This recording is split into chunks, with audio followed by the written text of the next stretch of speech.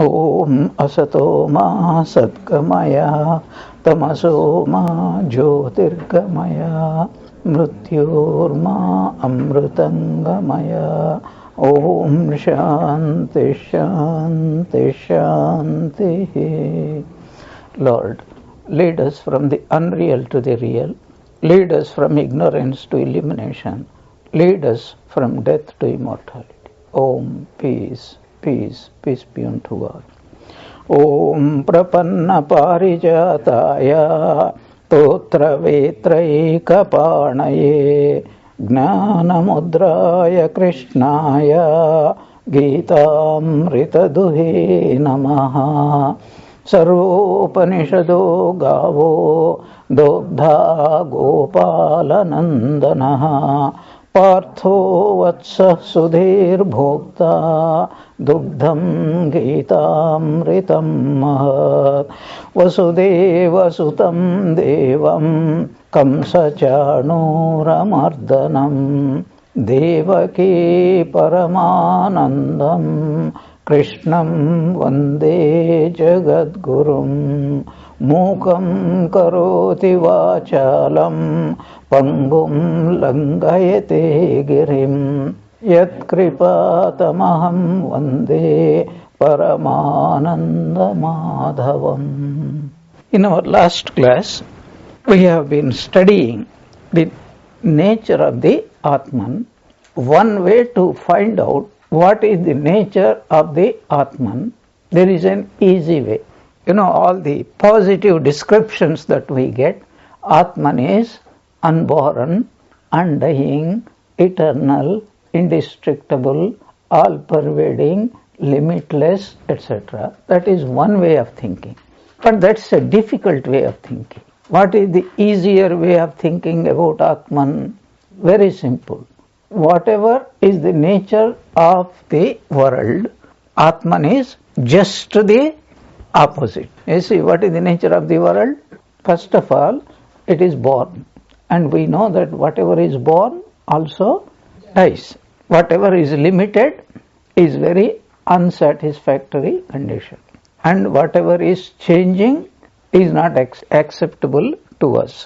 We are very much frightened of old age, very much frightened of death, very much worried about unhappiness. Here is a very interesting point. Are we really worried about an object, or are we worried about the unhappiness that is caused because of that object, because of the unhappiness? Not only that, is it because of the unhappiness caused by the object to us or to everybody? Somebody dies, we are not worried about it. Sometimes we are very, very, very happy. Suppose a rich uncle who had no children, he dies.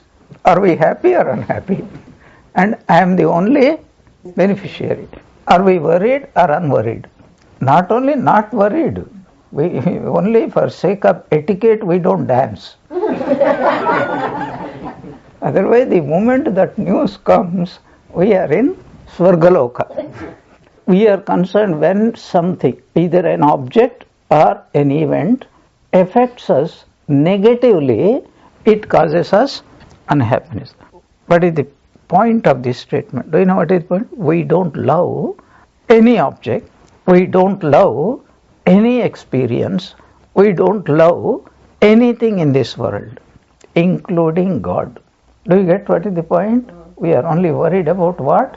I am not happy, I want to be happy. And it is like breathing. If you cannot breathe, what would be your struggle? To be able to breathe properly. If you are not happy, what would be your struggle? To be happy. The Lord is describing, is there such a state where we could be completely free from all worries? Yes. There is no worry of being born, there is no worry of dying, old age, disease, unhappiness, none of these things are there. But what is the condition? There are certain things which are subject to these things. And there are only two things which are subject to all these problems. What are those two things? Body and mind. The Atman is not the body not the mind. That's another way of thinking. What is the problem with the body? If it is eternal, if it is unborn, if it is not limited, if it is Paramananda Swarupa, then we will not have any problem. But anything limited, here is a law, anything that is limited is equivalent to unhappiness. What is mrityu or death? Death is limitedness. Anything that changes is a limited thing. So the Lord is trying very hard to inject into Arjuna. By implication, Arjuna means what? A very spiritual aspirant. You have nothing to really worry because your real nature is Atman. What is the point here? It is not that you are not Atman.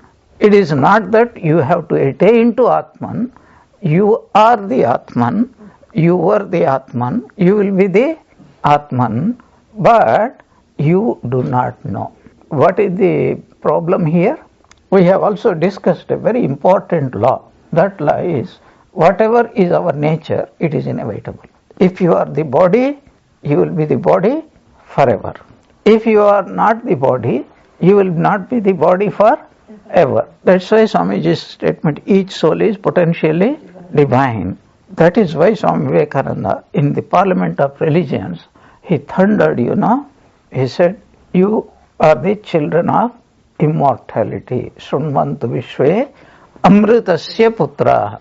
And people didn't like it. People means what? Normal people liked it. But the church people didn't like it. Because their belief, you are a sinner, but you are going to go beyond sin if you practice the teachings of Jesus Christ.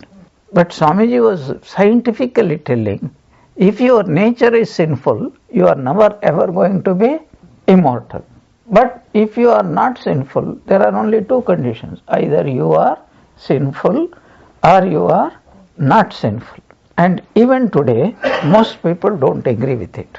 Most people do not agree because it is such a revolutionary idea that even for us it is difficult to understand. How do we know? Because the moment something happens, what is the first thing you do? We weep. That means what? We are thoroughly convinced we are not the Atman, we are the body and mind. That's all. We are not the Atman. Arjuna means every person in this world, he comes to the battlefield. What is the battlefield? What shall I do now in my life? Shall I take to spiritual life or shall I continue in the worldly life? That is the battle, real battle. Then there is this, what is called reliable guide in the person of Bhagavan Krishna. Who is Bhagavan Krishna in this instance? Sadguru. And who is Arjuna? Sat Sishya. That is important. Sat Sishya. Sat means fit disciple. Not good disciple, bad disciple. He is a fit disciple. We discussed certain qualities of the Atman. Now we are coming to the 19th verse. Yayenam veti hantaram yaschainam manyate hatam ubhau tau na vijanito nayam hanti na hanyate. He who takes the self to be the slayer and he who thinks he is slain, neither of them knows. He means the Atman slays not, nor is slain. He who thinks he is the killer and he who thinks he is the are going to be killed, both do not know the truth. Now, very interesting word is both means what?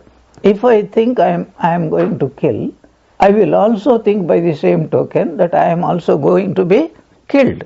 Because today I am going to kill this person, tomorrow somebody else is going to kill me. But is the statement applicable only to killing process? No. By this, what the Lord wants to convey, any action, if anybody thinks I am the doer or something is being done to me, either I am doing something or somebody else is doing something to me, both are totally mistaken. Why did Sri Krishna use the word kill in this? Because it is a battlefield. Suppose it is in the kitchen. What would the Lord use? Neither you cook nicely nor you are cooked nicely. Yeah. So it appeals to every action that we do. And actions are of two types. That done physically, externally, and that done through mentally. Actually, all actions are divided into three categories. Kayika, Vachika, and Manasika. Whatever we do with the physical body, whatever we speech, it is a big thing.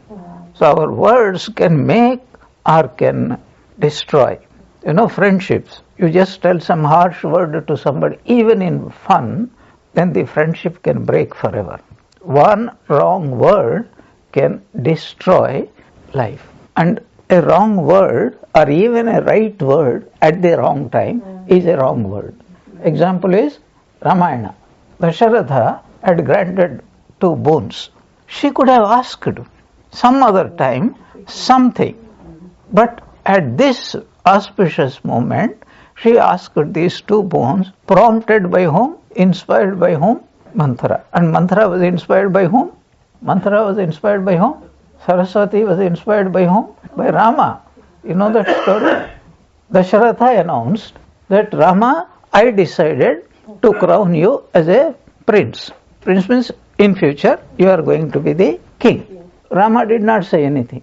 But soon after that, Narada suddenly appeared. He appears. Very, very inconvenient time. Means very appropriate, convenient, right time. And he said, Rama, how is Ramayana is going to take place? Because Valmiki is waiting to write. And if you are here, who is going to write? Yes. Rama smiled and said, don't worry, overnight the script is already written, the whole scenario is going to change. And then these people were celebrating at night, early in the morning. Then Manthara saw. Then she did not know. She inquired, what is the matter? And then she was told. And then she was so happy to hear this news. But then Rama inspired Saraswati, Saraswati inspired Manthara, Manthara inspired Kaikeyi, and Kaikeyi inspired Dasharatha. Overnight. What is the point I am telling? Kaikeyi is asking the boons, no problem. But asking at that particular time, in that particular manner, was totally wrong. Even the right word at the wrong time is going to bring disaster. That's what we have to understand. That is called verbal, vachika. Then the root cause of all mischief starts where? Mind. A very interesting point I am going to tell you about it. Every action starts with the mind, with thought. Supposing somebody uses a harsh word towards you, suppose, and that person had never used any harsh word towards you at any time in life, this is the first time. So he comes and tells you, I am so sorry, somehow suddenly it came out. This is usually what people say. What they say in Bengali? Je pete na thakle baire ashe na. Unless it was already there in the mind, it is never ever going to come out. This is what all psychologists very well know. A person has not expressed it, but it is there deep in the mind. This is what they call Freudian slip of the tongue. Slip of the tongue. I suppose a guest comes. What should be your first to this thing? When a guest comes to your house, what should be your response? You should say, I'm so glad you have come. I am sure you are going to stay here with me for a long time. For a long time. And he says, no, I just am passing through this. I will stay just a few hours with you, then I have to fly back. What goes up inside you? Blood pleasure. But if he says, I also not seen you for a long time, I am going to stay here for a long time, what goes up? What is the point? Let us not forget. If there is not something inside, it will never come out. This is what Sri Ramakrishna says, if a man has eaten garlic When he belches, what smell comes out? Only garlic smell. This is an important point. All actions, all activities can be divided into how many? 3. Mental, verbal, oral and physical. What is the Lord saying? All these activities are possible only by whom? By the body and mind. But the Atman is beyond all activity. Why is it?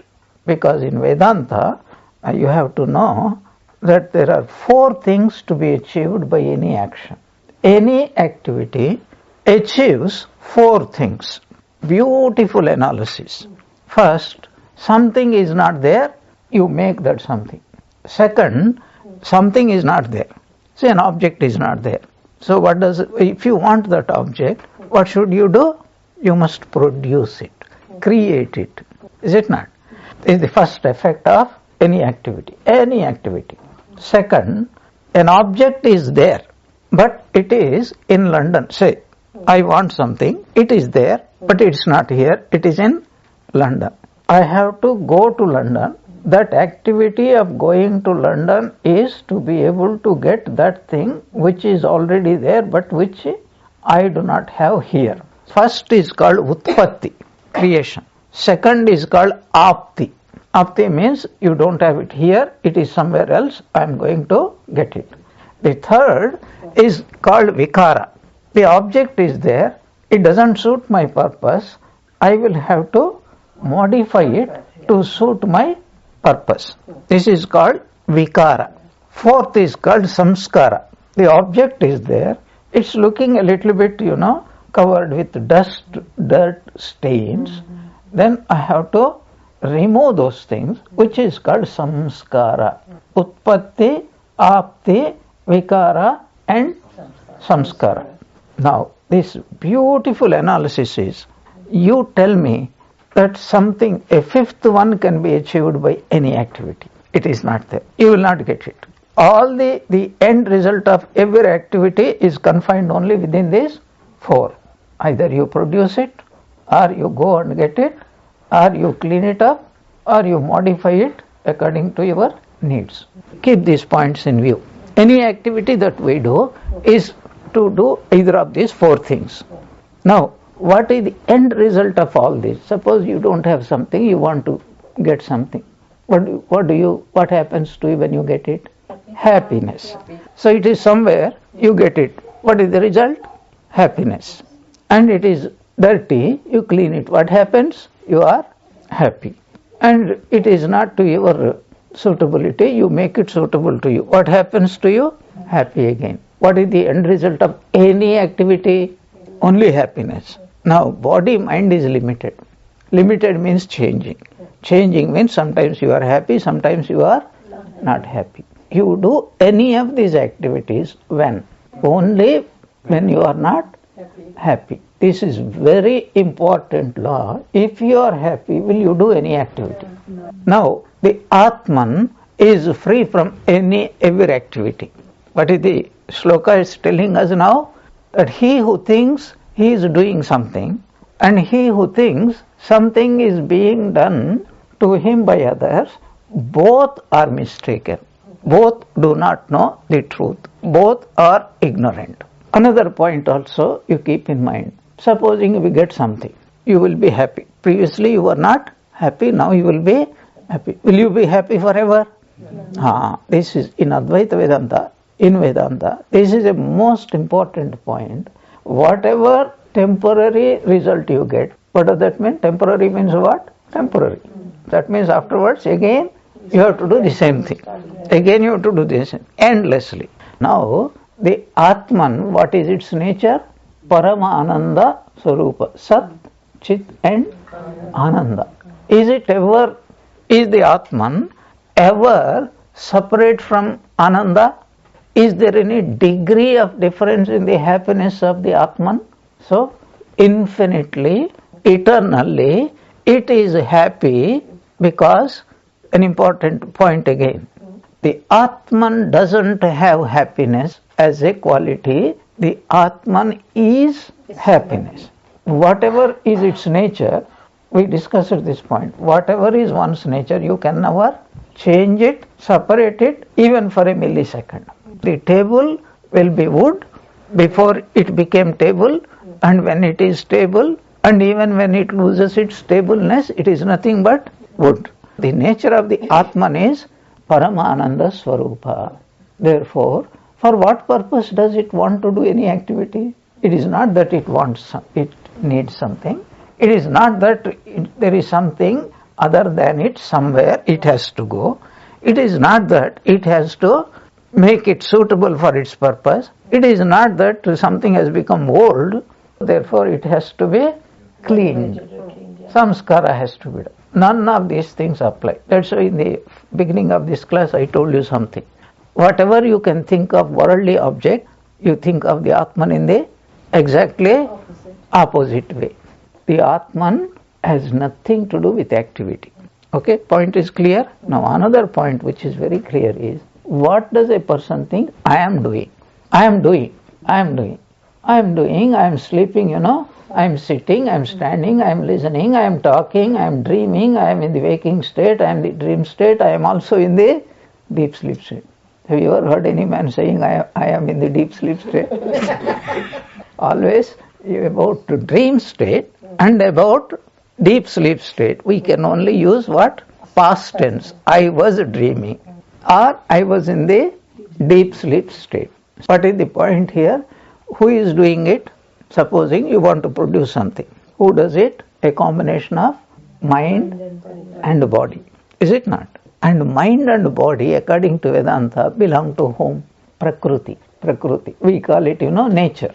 And where from did you come saying, I am doing it? At least, okay, you are not the Atman. But are you the body mind? No, you are not the body mind. Because it is the nature is doing. When nature is doing, you have no right to claim that I am doing. Sri Ramakrishna's teachings are extremely relevant. Every teaching is an illustration of the Vedic teaching, Upanishadic teaching. You remember the story of the Brahmin killing the cow. What was the Brahmin telling? That all the entire garden was done by me. Do you know that, Radhika? Very important story. I will tell you very briefly because most of the devotees know it. There was a Brahmin. He was a lover of garden and he made an extremely wonderful garden. And one day when he was in the garden, a cow strayed and started eating precious plants. And this man saw it, became enraged. He took a big stick, went and beat the cow until it died. Then the sin of killing the cow came to him and it wanted to affect the person who killed. This fellow had studied a little, attended some of my Gita classes, and he knows it is the presiding deity of the hand is Indra. Who killed the cow? The hand. And who is the inspirer of the hand? Indra. Therefore, who killed the cow? Indra. So he said, I did not kill you, but it is Indra who killed. Then the sin went to Indra and wanted to make him suffer for that. So Indra said, wait a little, you come with me, let us discuss. Me and this Brahmana will discuss. And who actually killed, afterwards you do what you like. So the Indra came in a disguise and then he went into the one corner of the garden where the cow was not there. And he was, whoever is the person who created this garden is a blessed person, is a wonderful person, is a great person, went on praising. The Brahmin heard it and felt very pleased. And sir, you seem to be very appreciative of my garden. I will show you. He personally went around showing, this is what I did, this is what I did, this is what I did. Until slowly they came to the place where the cow was lying. Now, all this time what was the Brahmin saying? I did it. But when it came to the cow, he kept silent. Then Indra asked, who killed the cow? He couldn't say, because all this time what was he telling? If he had told for everything, who did this garden? Indra did it. Then who killed the cow? Indra. It would have been all right. Everything you did, but only this killing the cow is done by me, you rogue hypocrite. And then the Papa, understood it. And then this is Ramakrishna's teaching. What is the teaching? What's Vedanta here? The soul doesn't do any activity. Neither Jivatma does any activity, because the activity is going on. Who does the activity? Prakrutehi kriyamanani gunahi karmani sarvasya ahankara vimodhatma kartaham iti manyate. The body belongs to whom? To Prakriti. The mind belongs to whom? Prakriti. The tongue belongs to whom? To the Prakriti. Then who are you sitting here taking credit for what the body mind is doing? You see, this is called Vedanta. Think over it, because it is difficult. Either that is pure Atma, but mistaking, identifying with the body mind. That is called Jivatma. When Atma is identified with body mind, he comes to be known as what? Jivatma. When the Atma, Jivatma, is not identified with body mind, what does the Jivatma name becomes? Paramatma. This is the simple truth. That's the teaching, the whole teaching. Of course, it is very difficult for us to believe, even intellectually, to believe this is the truth. It requires a lot of purification. We are all listening to these things, but we are not able to understand. But listen, go on listening. Maybe it is true, and I think it is true. Then after some time, yes, it is true. That Shraddha has to come. In this 19th one, he who takes the self to be the slayer, and he who thinks he is slain, neither of them know the truth. The Atman is neither slays nor is it slain. So from another point of view, an extension of this verse, the Atman cannot be the killer, the Atman cannot be the killed. You know what is the reason? For somebody to kill, for somebody to be killed, two are necessary. You know, if you want to kill somebody, you can't say that I am the killer and I am the killed. There must be somebody else. How many Atmans are there? Only one. Why? Because it is all pervading. First of all, I said, this slaying is only a representation of every activity. But even to do an activity, there must be, how many things must be there? Three things are necessary. That's why it is called Triputi. You know what is the Triputi? To make a proper sentence grammatically, three things are necessary. Do you know that? Forget about Vedanta. Even to make a sentence. Okay, I will give you an example. Rama, Ravana. Somebody tells, Swami Dayatmananda, Vedanta Center.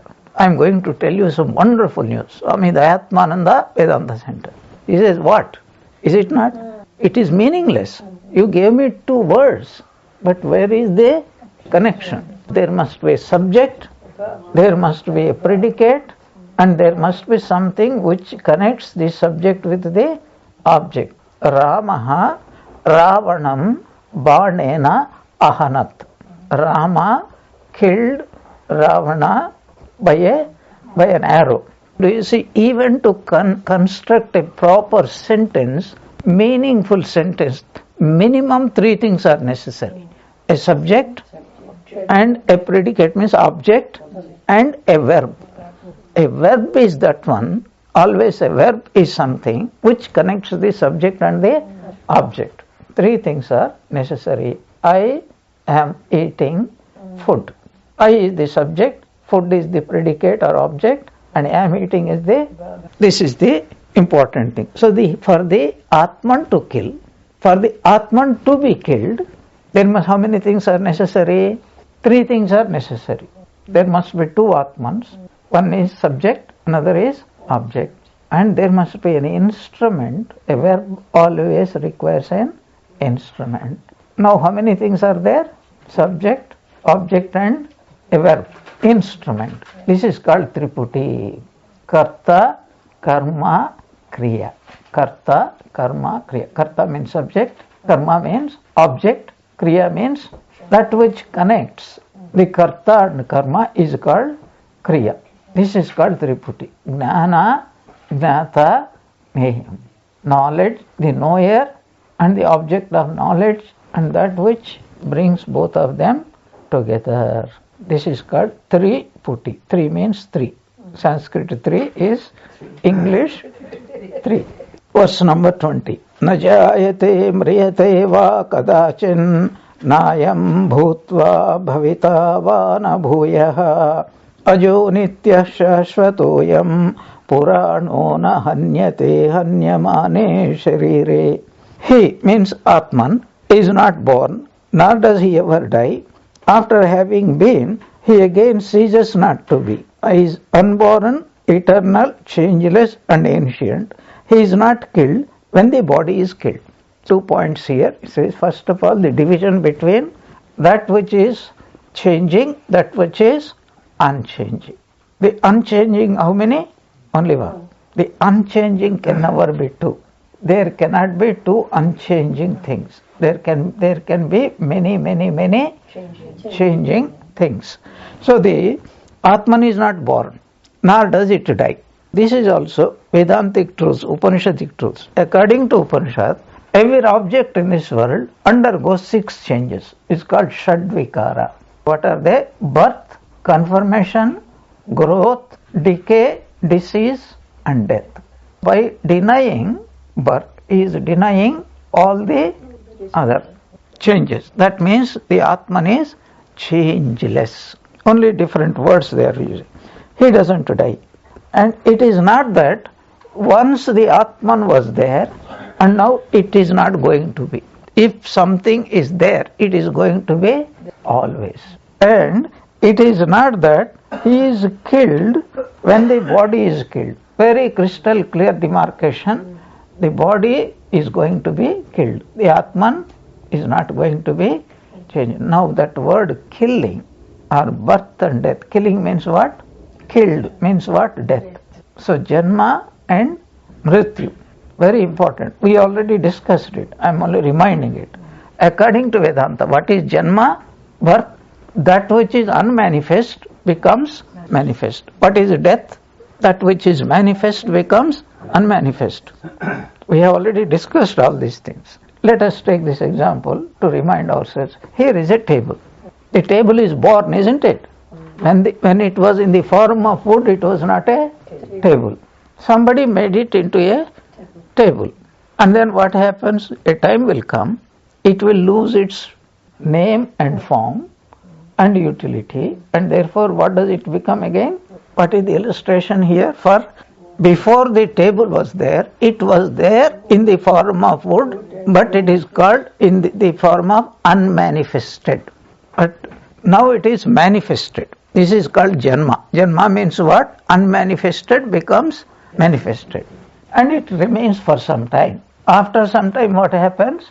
The manifested tableness becomes unmanifested. That means what? It merely goes back into its former state. There is nothing called permanent birth or permanent death. We always have to keep, and this is not only Vedantic teaching, this is scientific teaching. That is, matter cannot be created, matter cannot be destroyed, but it can be transformed, changed. So you don't need faith in the scriptures to understand this. The body, before its manifestation, it is called unmanifested. After it dies, what does happen? It doesn't get permanent destruction. Now it doesn't become non-existent. What does it become? Merely unmanifested. Now, what is the meaning of manifestation and unmanifestation? Very important. Whatever the eyes or 5 sense organ can perceive, that is called manifested. If I don't see this table because I am blind, it doesn't mean the table was not there for me. It means table is there, but for me it is unmanifested.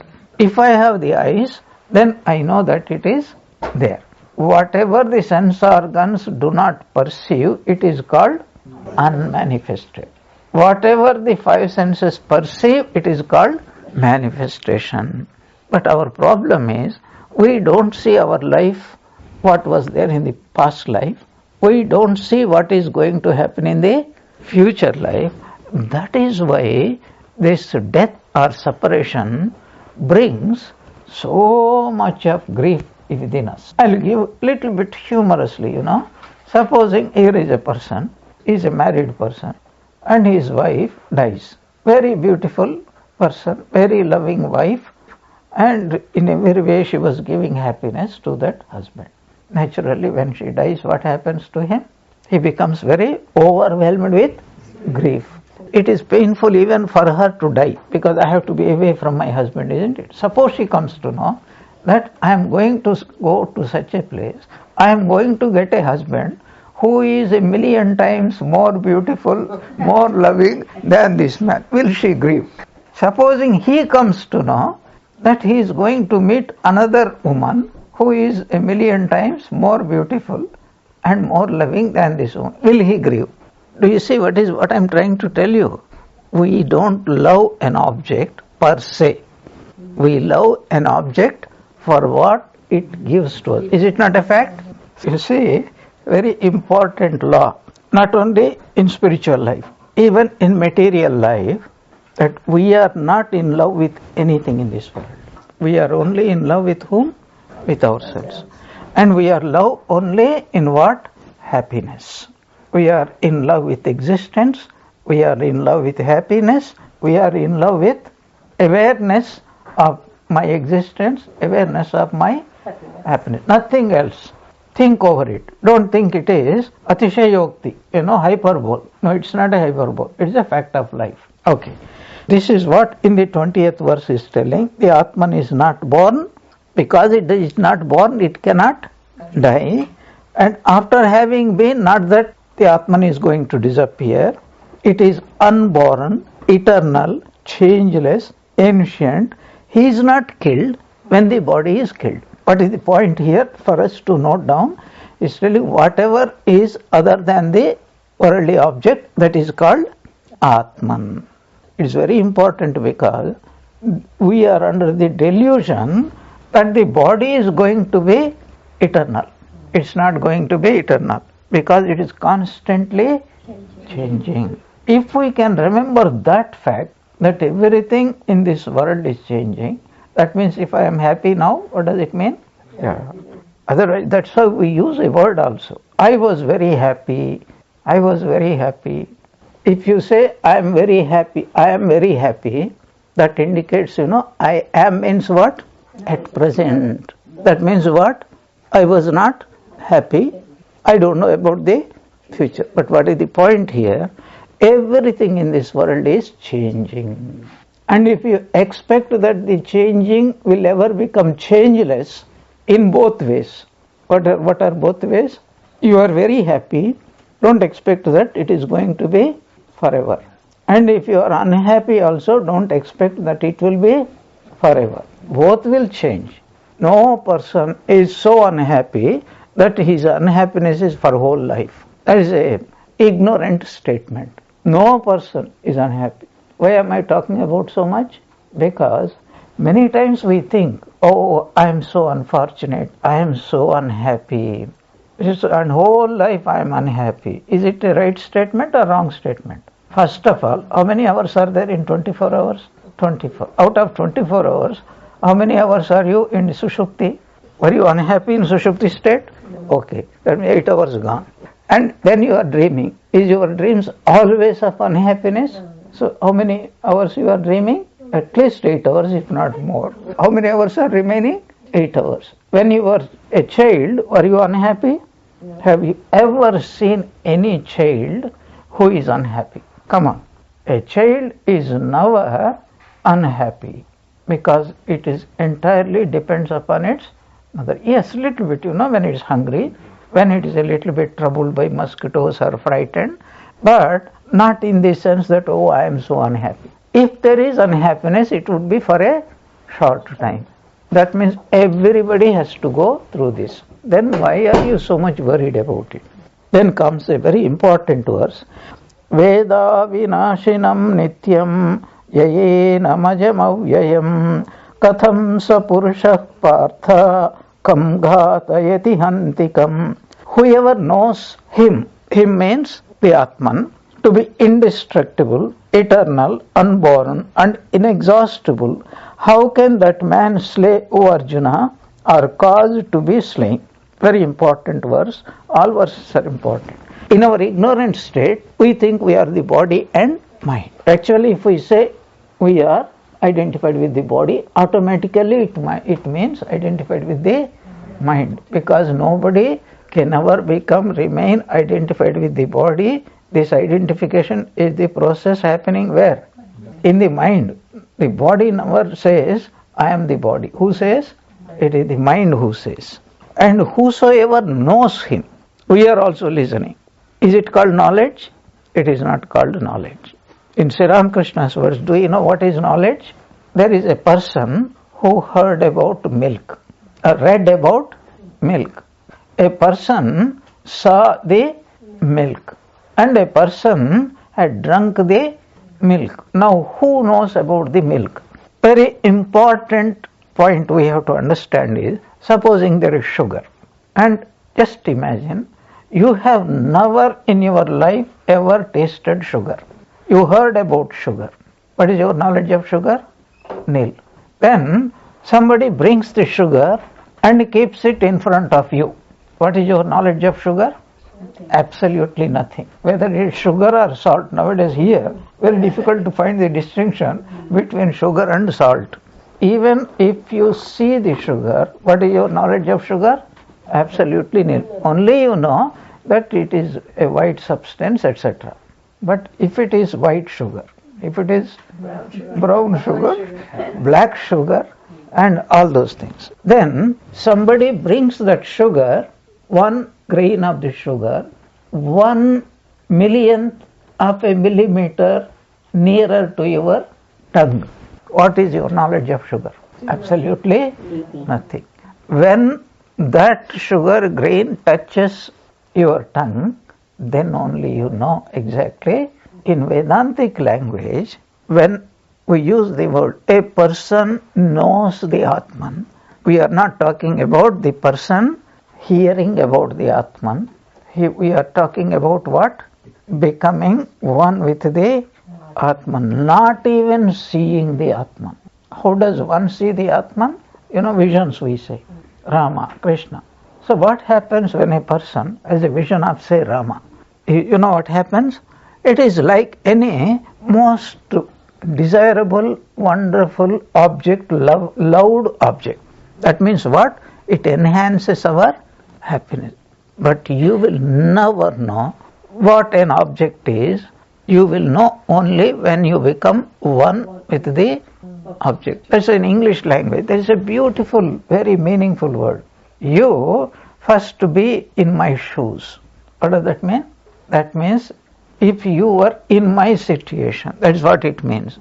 So there is a funny saying, whenever you want to criticize anybody, first of all put on his shoes and then be at least 1 mile away from him. Then criticize. If he wants to beat you up, first of all, he doesn't have shoes. Secondly, you are 1 mile away from him. You see the point? There is a very important rule in Vedanta. If you want to have 100% correct knowledge about any object, you must become that object. Complete 100% identification. That's an important point to remember. If anybody says, I have seen God, Sri Ramakrishna has used that word. Narendra asked, have you seen God? What was Sri Ramakrishna's reply? Yes, I have seen God. Not only I have seen Him more intimately than you, and I can also show you. What does he mean by seeing? I have seen God. I have seen a table. I am seeing you. You are seeing me. But a person says, I have seen God. Is there a difference between I am seeing a table and I am seeing God or I have seen God? What is the difference? That is why he says, I have seen Him more intimately than I see you. Because who is the nearest to us? God. Nearest means what? Not even 1 millimeter distance. What does it mean? I am God, God is me. That is what here it is being said. Whoever realizes Him to be indestructible, eternal, unborn, and inexhaustible, how can that man slay? or caused to be slain. Because unborn, who can kill an unborn something? The Atman is unborn and it is one, it is infinite, it is eternal, it is unchanging. Do you see the point? Important point is unchanging. Killing means what? Changing. So there are no two Atmans and there is only one Atman and it is unchanging. So who is to be the killer and who is to be killed? That means no activity can be done. Again, remind you, always you remember, activity is meant only for what? One purpose. What is that purpose? To happiness. And Ananda, Atman has happiness or not? And if it has happiness, then what for it should do any activity? So remember always, you will do activity only when you are not happy. And remember, when you are happy, you cannot do any activity. There is an important point here also. That is, you don't say, oh, I have got little happiness and I require more happiness, so I am acting. What is the clue here? Rahasya. When you are experiencing happiness, you become one with happiness. It may be for a millisecond. And for that millisecond, you don't even think that I need to do something. For that millisecond, there is no activity. And again, apply. When a person says, I am happy, he is not thinking I am experiencing happiness. He says, my nature is happiness. Some object helps me to remove my unhappiness, helps me to remind me I am of the nature of happiness. Some of these statements are psychological statements, not spiritual statements. That's why you can easily understand the psychological statements. About Atman, we don't know really much. But about some of the statements, about knowledge, about happiness, we can easily understand. So any man who is happy is without activity. And any man with activity means what? He is not really happy man. Even if he is happy, he thinks, I am not that happy. I would like to become a little more happy. And the 22nd verse is one of the important verses. Vasamsi jirnani yatha vihaya navani gridnati naroparani tatha sharirani vihaya jirnan anyani sanyati navani dehi. Just as a man casts off worn out clothes and puts on new ones, so also the embodied self casts off worn out bodies and enters others that are new. We will discuss about it next Gita class a little bit. Here I will just only give two hints. When a person is changing the clothes, what is the first understanding? The man is different and the clothes are different. When does a man discard the clothes? When they are dirty or when they are worn out. That means their function has come to an end. Now, when a person throws up an old cloth, what does he do? He takes up a new dress. What the Lord is trying to tell, the soul is the person and the bodies are like cloths. The bodies get worn out. They become useless for the purpose and then they are thrown out. This is one of the important principles of reincarnation. Just as a man throws up the clothes, a man also throws up this body and then takes up new dress, new life. Actually the body is what we call in South India, do you know? Vesham. A dress, in stage, an actor puts on a particular dress and that actor's dress is called Vesham. So what does he do? He is a young person, he puts on young man's clothes and comes out. The same man, have you seen in a cinema? Within the gap of 2 hours, is old man, then what does he do? Puts on the old man's cloth. What does he do? He goes into the green room, throws out this dress, puts on another dress, and then he comes out. Is this person affected? He is the same unchanging person. What has changed? The dress. Exactly like same N.T. Rama Rao, So he is Rama sometimes, he is Ravana sometimes. So and then he says, I don't like this. Okay, I will go inside and put what dress do you want? And there is a real story also, Sri Ramakrishna gives that in Gospel. Hanuman, he visited Sri Krishna because he heard that his Rama had again incarnated as Krishna. Krishna knew. Then he called Rukmini and said, quickly change your dress into Sita's dress. Let me change my dress into Rama's dress. So when Hanuman came, he was very happy to see his Rama and his Sita, and he prostrated, danced, and then got the blessings. As soon as they went, then Arjuna came. What dress did Sri Krishna put on? Krishna's dress.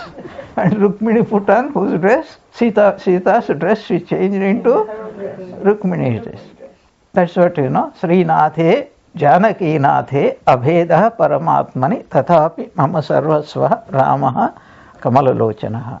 This is one of the verses, 22nd verse, which supports the Hindu idea of reincarnation. Reincarnation means two ideas. We had past births, we are going to have future births. That means, how long are we going to have future births? Until we attain, we know that we are Atman until that time. And the dress is meant for what? To work out this drama. Hoyto jabo por onke putra hoye emaya prapanchamoy. That is an important point. Another important point we have to, a man only changes his dress, which is called the outer body. But what happens to the mind? Will it die? Yes, it will die. But it dies only once. This body dies many, churasi lakh janam. But the mind will be the same mind. Only its death will come when liberation, moksha comes. That when the person again is born, he comes with the same mind. Same mind. That's why if a lazy fellow dies and become, what do you think he'll be born as? And a musician is born. How is he reborn again as a musician? If people try to change his short. Yes, you can change. You can change. It is not, nothing is permanent. Because whatever we acquired now, we did not have it before. We acquired it. Whatever we acquired, like I give the example, at night, before going to bed, you read a book, put a bookmark, and next day, where do you start? Like that, we go on progressing, acquiring more and more knowledge, until we acquire that knowledge, which is called Atman or God, and then that is the end of the instrument. The instruments are necessary how long? Until we reach the destination. Once we reach the destination, we can discard them. So this body mind in this world are the instruments. This world is meant to obtain only one thing. What is that thing? To know I am Atman. Until we get that knowledge, we have to be reborn. Once we come to that state, then we become totally free permanently. That's why Hindus, they should not worry. Nobody should worry. This is an important teaching of the Bhagavad Gita, which we will discuss a little more in our next. Om Vasudeva Sutam Devam Kamsachanuramardanam Devaki Paramanandam Krishnam Vande Jagadgurum.